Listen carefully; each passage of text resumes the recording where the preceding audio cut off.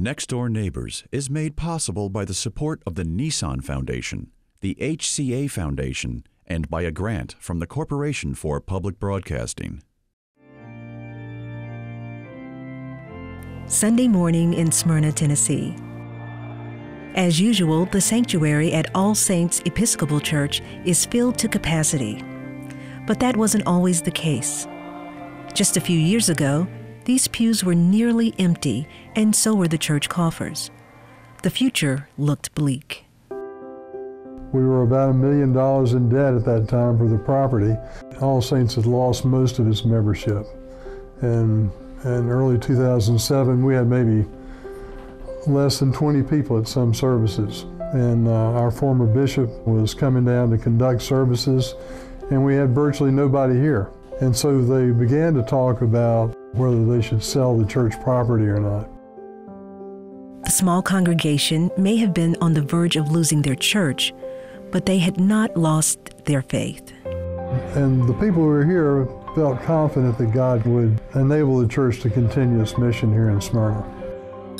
All Saints was in need of a miracle. What they got was Ye Win and a few next-door neighbors. Even the Bible is small. If I'm translating the Quran. Early in 2007, Ye Win, who is now one of our lay workers, came to the priest who was here and said, "Is it all right if the Korean people begin to attend All Saints?" And so Michael Spurlock, who was the priest, said, "Sure, we'd love to have you." And so the Korean began to come to church on Sunday, and a few came at first. The Korean, originally from southeastern Burma, may have lacked numbers, but certainly not determination. Like in the beginning, it was hard. Ye Win tried to find us a church where we should go. Then he showed us that this church is the new church. Me, my cousin, and my uncle started to come with bike. In the winter, we ride a bike. We have no car. It's freezing snow. It was horrible. The Korean people are very community-oriented, and so community is very valuable to them. And I think because we had the starting of a community, more people were drawn to the church. And finally, the bishop began to see that the Korean were coming, the numbers were growing, and he felt like this church could have a ministry among the Korean people here. And so our church family has grown. We've got now 350 or 360 people. 85% are Korean. But it's been a real experience of learning what church family is all about. All Saints had found its congregation, and the Korean had finally found sanctuary. It had been a long time coming. For more than 60 years, the Burmese government had waged a brutal campaign to drive the Korean out of the country. When my grandpa was later, when he used to live in Burma, it's so difficult to live in there because he had to run from Burmese army. I mean, they tried to kill Christians. He lived in the village, the Burmese attacked, then he got out of the village, then they started to run.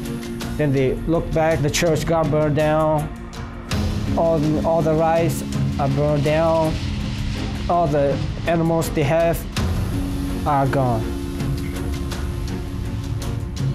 We have a priest, Father Thomas Buchrist, was taken captive by the military in Burma and basically functioned as a slave for a number of months.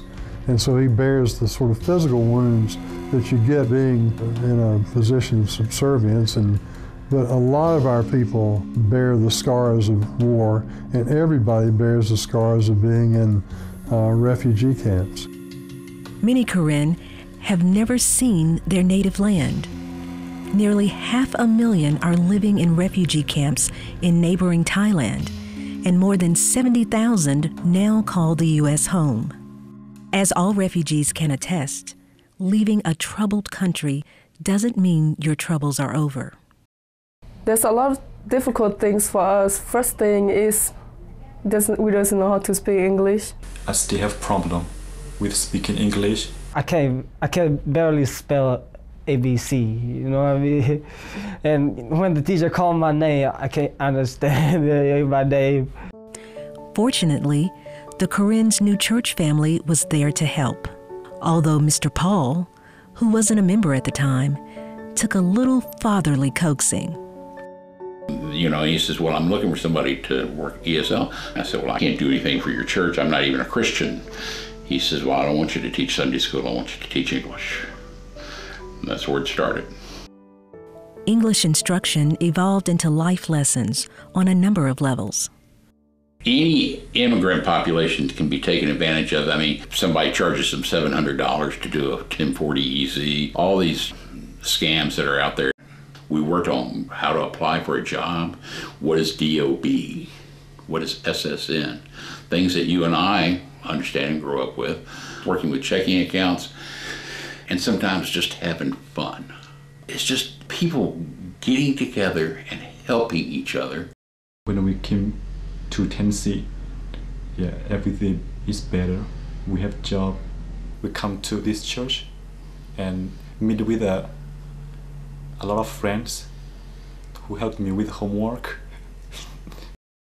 The Corinne may struggle with English, but they are fluent in farming, and they couldn't help noticing that a big piece of church property was underutilized.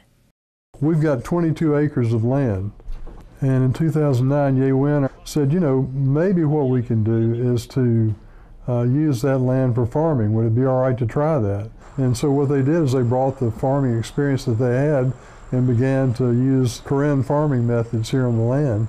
And it doesn't look like American farming, but the crops taste just as good, I think. And they grow food for themselves, but also grow enough food to share with others as well. And when that food is prepared by the Corinne, it can pack a wallop. The food is extremely spicy. The Corinne food has virtually destroyed my stomach. These are people who left important jobs as teachers and judges and farmers to come 6,000 miles to work nights at Tyson so their kids could have a better job. I'm so fortunate. I'm seeing kids who I worked with who just were starting high school or were in middle school, moving on and going to college. This is my third year in college. I want to be a videographer. I want to make a movie, a documentary, and share with my community. I'm taking 4 classes now. I'm a full-time student in Marlowe College. I think I probably need a lot of help from Mr. Paul. Let's remember that these people are going to come here and they're going to help and they're going to be the future of America, and the future is looking good. It's obviously a new beginning for the people coming here, but it's also a new beginning for us because we've seen the gospel through their eyes, and it's enhanced our faith. I think the Corinne have welcomed us in many ways into their families, so it's a real shared experience. The people who have been a part of All Saints are really committed to it and are committed to one another. Every week you can see things change and get better. People who encourage us going to school, and a lot of people love us, our family, when we came here, and we get a lot of support from them. He liked it here. Next Door Neighbors is made possible by the support of the Nissan Foundation, the HCA Foundation, and by a grant from the Corporation for Public Broadcasting.